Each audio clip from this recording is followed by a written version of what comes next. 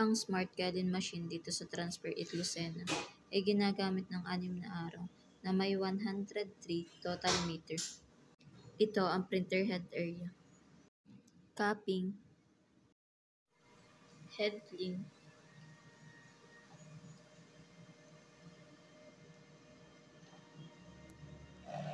punasan ng wiper after head clean, nozzle check. Ang ink system ay tama lang. Ang waste tank ay nalinis kanina. Ground wire at AVR. Nandito naman ang stocks namin ng used, unused, at film. Ito ang records na nagamit naming CMYK.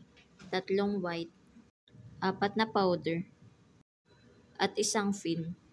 Ito naman yung daily output namin. Ito naman yung printer checklist namin. Thank you po.